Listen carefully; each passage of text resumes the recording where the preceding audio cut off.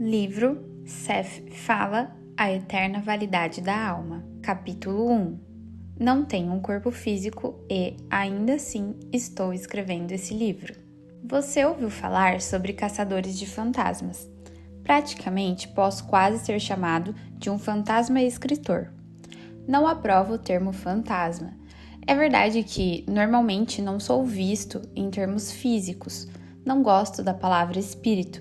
Também, ainda assim, se sua definição da palavra implica na ideia de uma personalidade sem um corpo físico, então eu teria que concordar que a descrição é adequada a mim. Dirijo-me a uma audiência não vista, porém sei que meus leitores existem. Portanto, peço a cada um deles agora que me concedam o mesmo privilégio. Escrevo este livro pelos presságios de uma mulher, a quem me tornei bastante afeiçoado. Aos outros, parece estranho que eu a chame de Huber e de ele, mas o fato é que eu a conheci em outros tempos e outros lugares, por outros nomes. Ela já foi ambos, um homem e uma mulher, e toda a identidade que viveu estas vidas separadas pode ser designada pelo nome de Huber. Porém, nomes não são importantes.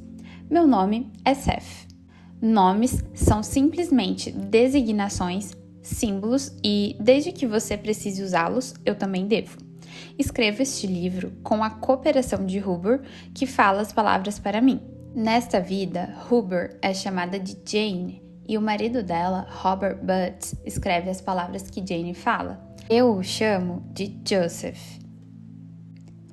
Meus leitores podem supor que são criaturas físicas, que saem de corpos físicos, prisioneiros de ossos, de carne e de pele. Se você acredita que a sua existência é dependente dessa imagem corpórea, então você se sente em perigo de extinção, pois nenhuma forma física dura para sempre e nenhum corpo, mesmo bonito em jovialidade, retém o mesmo vigor e encantamento na idade senil. Se você se identifica com a sua própria juventude, ou beleza, ou intelecto, ou realizações, então há o constante conhecimento corrosivo de que esses atributos podem e irão desaparecer. Estou escrevendo esse livro para lhe assegurar que esse não é o caso.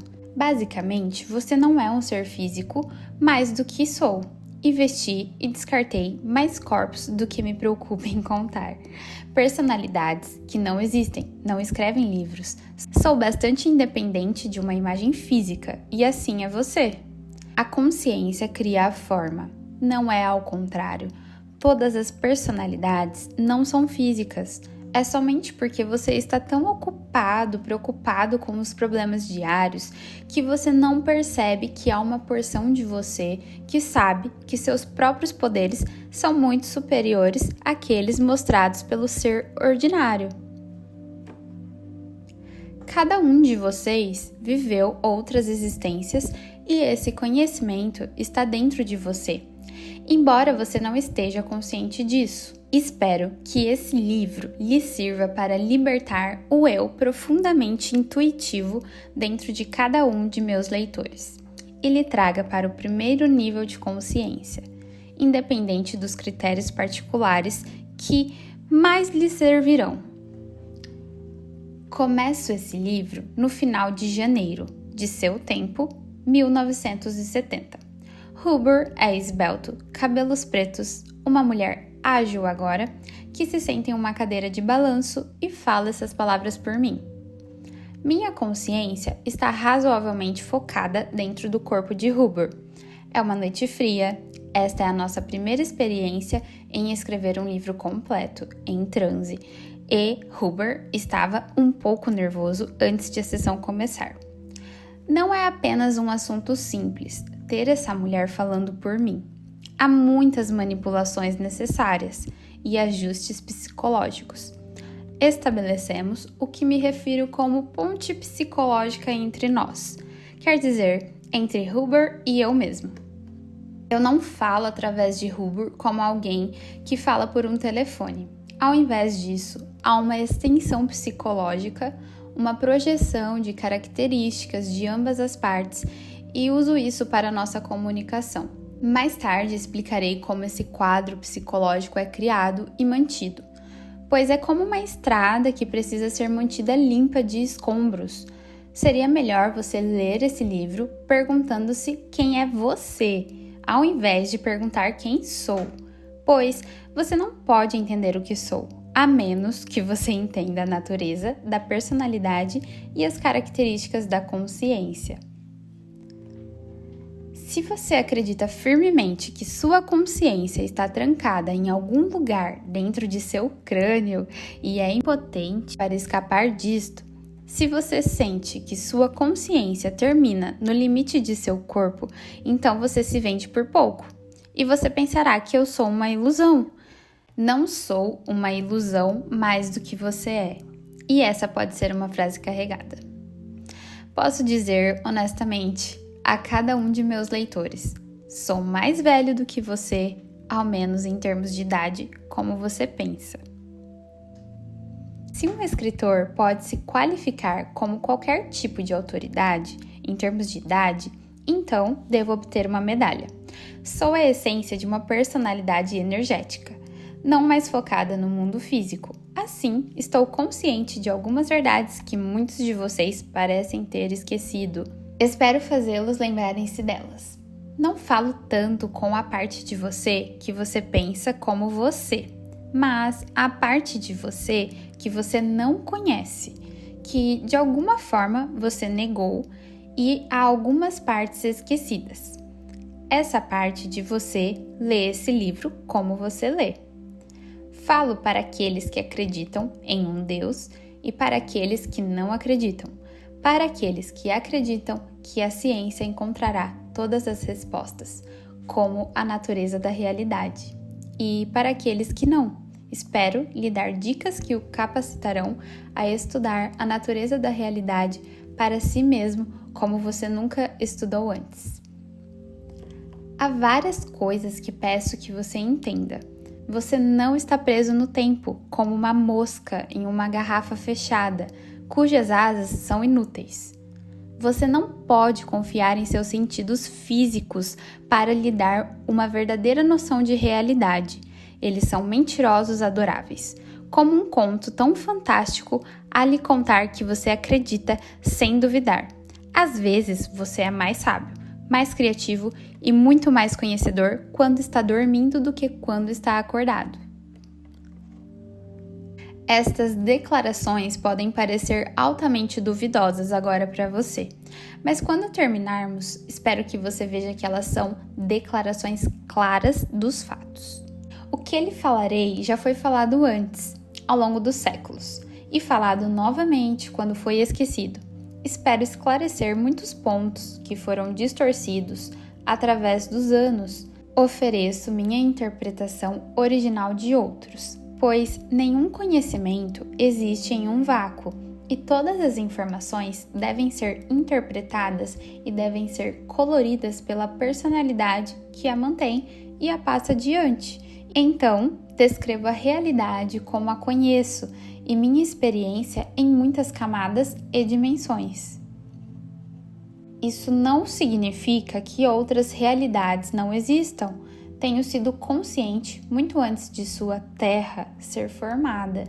Para escrever esse livro, e na maioria de minhas comunicações com Hubbard, adoto informações de meu próprio banco de personalidades passadas, cujas características parecem ser apropriadas.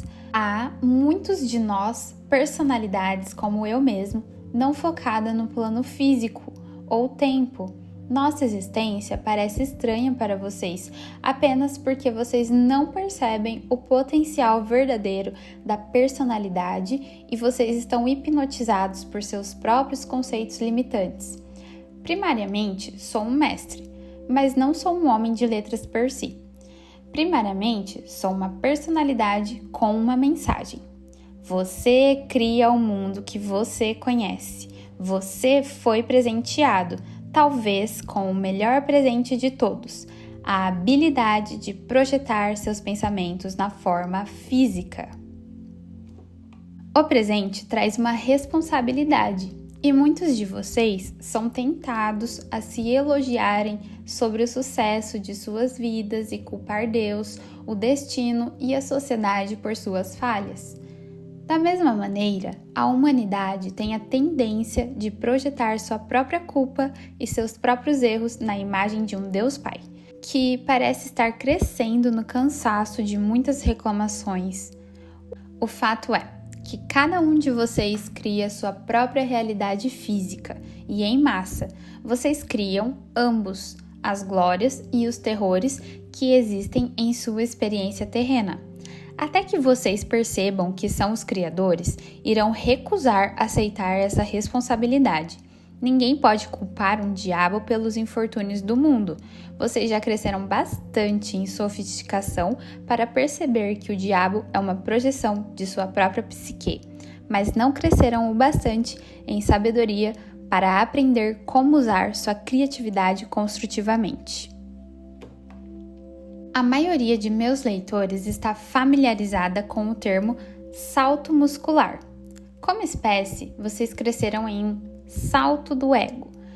Ao invés de saltarem mantendo uma rigidez espiritual com as porções intuitivas do eu, negadas ou distorcidas além de qualquer reconhecimento. A hora está se aproximando. Ambos os meus amigos precisam se levantar cedo de manhã. Hubbard está trabalhando em 2 livros de sua própria autoria e precisa dormir. Antes de terminar essa sessão, peço-lhe que nos imagine, pois Hubbard me disse que um escritor precisa ser cuidadoso em compor o cenário. Falo através de Hubbard 2 vezes por semana, às segundas-feiras e às quartas-feiras, nessa mesma grande sala. As luzes estão sempre acesas. Essa noite me é agradável olhar através dos olhos de Hubbard para além do inverno. A realidade física sempre me tem sido restauradora e através da cooperação de Hubbard e quando escrevo esse livro, vejo que eu estava correto em apreciar seu charme inigualável. Há uma outra característica a ser mencionada aqui, Willy, o gato, o monstro amado que agora está dormindo. A natureza da consciência animal em si mesma é um assunto altamente interessante e que consideraremos depois. O gato está consciente de minha presença e em várias ocasiões reagiu de forma notória a isso. Nesse livro, espero mostrar-lhe as constantes interações que ocorrem entre todas as unidades de consciência, a comunicação que se insinua além das barreiras das espécies. E em alguma dessas discussões usaremos o Willy como referência. Considerando que mencionamos animais, deixe-me dizer que eles possuem um tipo de consciência que não lhes permite tanta liberdade quanto a sua. Ainda assim, ao mesmo tempo, eles não são impedidos de usá-la por certas características que normalmente impedem o potencial prático da consciência humana. A consciência é um modo de perceber as várias dimensões da realidade. A consciência, como você a conhece, é altamente especializada. Os sentidos físicos lhe permitem perceber o mundo tridimensional e ainda, pela mesma natureza, podem inibir a percepção de outras dimensões, igualmente válidas. A maioria de vocês identifica com seu eu diário fisicamente orientado. Vocês não pensariam em identificar como uma porção de seu corpo e ignorar todas as outras partes. E ainda assim, você está fazendo a mesma coisa quando imagina que o seu eu egoísta carrega o fardo de sua identidade. Estou lhe falando que você não é uma bolsa cósmica de ossos e carne jogados juntos através de alguma mistura de elementos e de substâncias químicas. Estou lhe falando que sua consciência não é um produto ígneo, formado mera e acidentalmente pelo trabalho interativo de componentes químicos. Você não é um ramo abandonado de matéria física, nem sua consciência está destinada a desaparecer como uma lufada de fumaça. Ao invés disso, você forma o corpo físico que você conhece num nível profundamente inconsciente, com grande discriminação, milagrosa clareza e um íntimo conhecimento inconsciente de cada célula que compõe essa formação. Isso não tem um significado simbólico. Agora, por causa de sua mente consciente, você a pensa, você não está consciente dessas atividades, você não se identifica com essa porção interior de si mesmo. Você prefere se identificar com a parte de você que olha a televisão, ou cozinha, ou trabalha, a parte de você que você acha que sabe o que está fazendo, mas essa porção aparentemente inconsciente de você mesmo é muito mais instruída e toda a sua existência física depende do funcionamento regular dela. Esta porção está consciente, atenta, alerta. É você, muito focado em sua realidade física, que não escuta a sua voz e não entende que ela é a grande força psicológica de qual seu eu fisicamente orientado brota. Chama esta aparente inconsciência de ego interior, pois ele dirige as atividades internas. Ele correlaciona a informação que é percebida não através dos sentidos físicos, mas através de outros canais interiores. É o observador interno da realidade que existe além da tridimensionalidade. Ele carrega em si a memória de cada uma de suas existências passadas. Ele olha para as dimensões subjetivas, que são literalmente infinitas, e a partir dessas dimensões subjetivas, todas as realidades objetivas fluem. Todas as informações necessárias lhe são dadas através desses canais interiores e as inacreditáveis atividades interiores ganham lugar diante de você, como o levantar de um dedo, o fechar de uma pálpebra ou a leitura dessa sentença nessa página. Esta porção de sua identidade é totalmente clarividente e telepática, de forma que você é advertido de desastres antes que ocorram, aceite você ou não. A mensagem, de forma consciente, e toda a comunicação ganha espaço muito antes de uma palavra ser falada. O ego exterior e o ego interno operam juntos, um lhe permitindo manipular o mundo que você conhece, outro trazendo-lhe essas percepções interiores delicadas, sem as quais a existência física não seria mantida. Há uma porção de você, porém, a identidade mais profunda que forma a ambos, o ego interno e o ego externo, que decidiram que você seria um ser físico neste lugar e tempo. Este é o âmago de sua identidade, a semente psíquica da qual você brotou, a personalidade multidimensional da qual você é parte. Para esses de vocês que desejam saber onde coloca o subconsciente, como os psicólogos consideram, você pode imaginar como um lugar de reunião, grosso modo falando, entre os egos externo e interno. Você precisa entender que não há divisões reais do eu. Então, falamos de várias porções apenas para formarmos a ideia básica mais clara. Já que estamos nos dirigindo a indivíduos que se identificam com a consciência normal do eu, levanto esses assuntos nesse primeiro capítulo porque estarei usando os termos mais adiante nesse livro e porque quero estabelecer o fato da personalidade multidimensional o mais breve possível. Vocês não podem se entender e não podem aceitar a minha existência independente até que se libertem da noção de que a personalidade é um atributo da consciência, do aqui e agora. Agora, algumas das coisas que posso dizer sobre a realidade física neste livro podem assustá-los, mas lembrem-se, eu estou vendo isso de um ponto de vista completamente diferente. Você está presente e inteiramente focado nisso, pensando, talvez, e se não houver nada lá fora?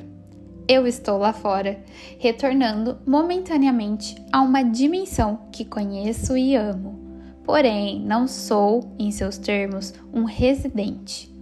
Embora eu tenha um passaporte psíquico, há ainda alguns problemas de tradução, inconveniências de entrada com os quais tenho que lutar. Muitas pessoas, eu ouço, viveram durante anos dentro da cidade de Nova York e nunca fizeram uma excursão até o Empire State, enquanto muitos estrangeiros estão familiarizados com ele. Assim, embora você tenha um endereço físico, eu ainda posso mostrar algumas estruturas muito estranhas e miraculosas, psíquicas e psicológicas dentro de seu próprio sistema de realidade, que você ignora. Espero, muito francamente, fazer muito mais que isto. Espero levá-lo a uma excursão pelos níveis de realidade que estão disponíveis a você e guiá-lo em uma viagem pelas dimensões de sua própria estrutura psicológica. Abrir áreas inteiras de sua própria consciência, das quais você tem sido relativamente inconsciente. Espero, então, não apenas explicar os aspectos multidimensionais da personalidade, mas dar a cada um de meus leitores um vislumbre daquela grande identidade que é dele mesmo. O eu que você conhece não é senão um fragmento de toda a sua identidade. Porém, esses fragmentos do eu não são amarrados juntos, como contas num fio. Eles são mais como as várias camadas de uma cebola ou segmentos da casca em espiral de uma laranja, todas conectadas através de uma vitalidade e crescendo para fora em várias realidades enquanto brotam da mesma fonte. Não estou comparando a personalidade a uma laranja ou a uma cebola, mas quero enfatizar que, como essas coisas crescem de dentro para fora, assim acontece com cada fragmento de todo o eu. Você observa o aspecto externo dos objetos. Seus sentidos físicos lhe permitem observar as formas exteriores às quais você então reage, mas seus sentidos físicos, até certo ponto, lhe forçam a perceber a realidade dessa maneira e a vitalidade interna do tema e da forma não é tão aparente.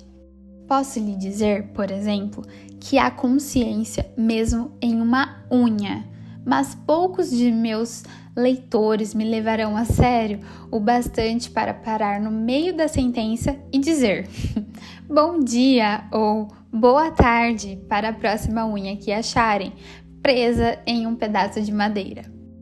Não obstante, os átomos e moléculas dentro da unha possuem o próprio tipo de consciência. Os átomos e moléculas que compõem as páginas deste livro também são, dentro de seu próprio nível, conscientes. Nada existe, seja pedra, mineral, planta, animal ou ar, que não esteja repleto de consciência de seu próprio tipo. Assim, você está no meio de uma comoção vital constante, uma conformação gestalt de consciência energética, e vocês são fisicamente compostos de células conscientes que carregam consigo mesmas as realizações de suas próprias identidades, que cooperam prontamente com a formação da estrutura corporal, que é o seu corpo físico. Estou dizendo, claro, que não há tal coisa como matéria morta. Não há nenhum objeto que não seja formado por consciência e cada consciência, em relação ao seu nível, se regozija na sensação e criatividade. Você não pode entender o que você é, ao menos que entenda tal assunto. Por conveniência, você se fecha à numerosidade das comunicações internas que brotam das suas partes mais minúsculas de sua carne. Contudo, mesmo como criaturas físicas, vocês são, até certo ponto, uma porção de outra consciência. Não há limitações ao eu, não há limitações a seus potenciais. Porém, você pode adotar limitações artificiais através de sua própria ignorância. Você pode, por exemplo, se identificar com o seu ego exterior sozinho e se privar das habilidades que são uma parte de você. Você pode negar, mas não pode mudar os fatos. A personalidade é multidimensional. Embora muitas pessoas escondam suas cabeças, figurativamente falando, na areia da existência tridimensional e finjam que não há nada mais. Não pretendo subestimar o ego exterior. Você simplesmente o superestimou. Nem sua verdadeira natureza foi reconhecida. Teremos mais a dizer em relação a esse assunto, mas por agora é o bastante perceber que seu senso de identidade e continuidade não é dependente do ego. Agora, às vezes, estarei usando o termo camuflagem, referindo-me ao mundo físico, com o qual o ego exterior se relaciona, pois a forma física é uma das camuflagens que a realidade adota. A camuflagem é real e ainda assim há uma realidade muito maior nisto, a vitalidade que deu forma a isso. Seus sentidos físicos lhe permitem perceber essa camuflagem, pois eles são sintonizados com ela de uma maneira altamente especializada. Mas sentir a realidade dentro da forma requer um diferente tipo de atenção e manipulações mais delicadas do que os sentidos físicos provêm. O ego é um deus ciumento e quer seus interesses atendidos. Ele não quer admitir a realidade de nenhuma dimensão, exceto aquela em que ele se sente confortável e que pode entender. Ele foi intencionado para ser um auxílio, mas lhe foi permitido se tornar um tirano. Mesmo assim, é muito mais flexível e ansioso para aprender do que geralmente é suposto.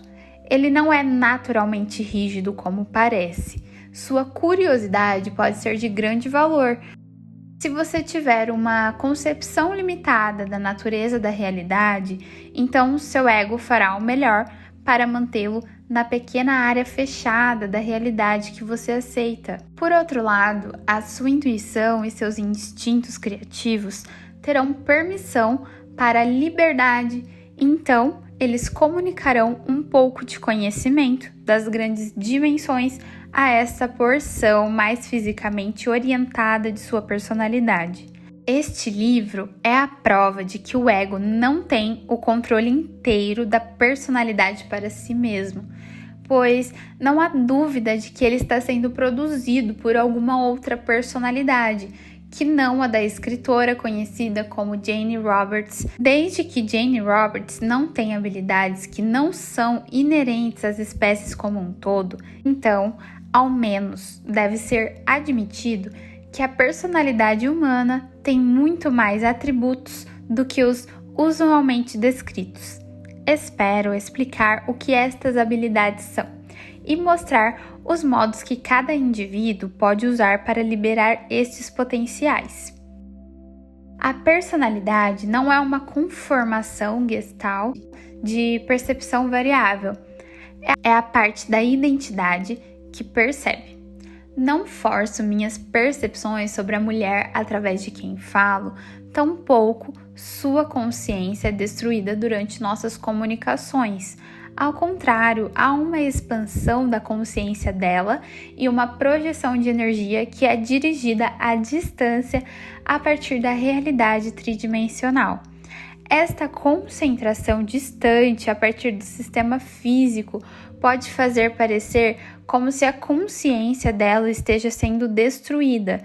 Ao contrário, mais é somada a ela. Agora, a partir de meu próprio campo de realidade, foco minha atenção em direção à mulher. Mas as palavras que ela fala, essas palavras sobre as páginas, não são inicialmente verbais. Em primeiro lugar, a linguagem, como você conhece, é um ofício lento, letra por letra, sequenciada para formar uma palavra e palavras para formar sentenças, o resultado do pensamento padrão linear. A linguagem, como você conhece, é parcial e gramaticalmente o produto de suas sucessões no tempo físico. Você só pode se focar uma vez em muitas coisas e sua estrutura de linguagem não é dada à comunicação de experiências intrincadas e simultâneas.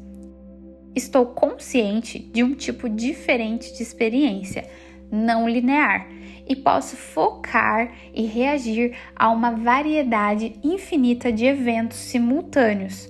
Hubbard não os poderia expressar. Assim, eles devem ser nivelados em expressão linear, se o objetivarem ser comunicados.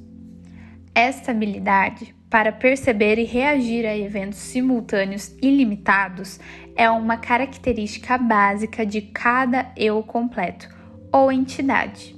Então, não reivindico isto como algum feito exclusivamente meu. Cada leitor, estando presentemente escondido em uma forma física, presumo, conhece apenas uma pequena porção de si mesmo, como mencionei antes. A entidade é a identidade global da qual a personalidade é uma manifestação, por porção válida, independente e eterna. Nestas comunicações, portanto, a consciência de Hubbard se expande e ainda se foca em uma dimensão diferente, uma dimensão entre a realidade dele e a minha, um campo relativamente livre de distração. Aqui eu imprimo certos conceitos nele, com a permissão e consentimento dele. Eles não são neutros. Em todo conhecimento ou informação, há o selo da personalidade que o mantém ou passa adiante. Hubbard põe o seu conhecimento verbal disponível para nosso uso e automaticamente nós juntos provocamos as várias palavras que serão faladas. Distrações podem acontecer, como qualquer informação pode ser distorcida, porém estamos habituados a trabalhar juntos agora e as distorções são muito poucas. Pouco de minha energia é também projetada através de Hubbard e sua energia e a minha ambas ativam sua forma física durante nossas sessões e agora quando falo essas sentenças. Há muitas outras ramificações que discutirei depois. Então, não sou um produto da subconsciência de Hubbard, não mais do que ele é um produto de minha mente subconsciente. Tampouco sou uma personalidade secundária, tentando habilmente arruinar um ego precário. Na realidade, cuidei para que todas as porções da personalidade de Hubbard fossem beneficiadas e que nossa integridade fosse mantida e honrada.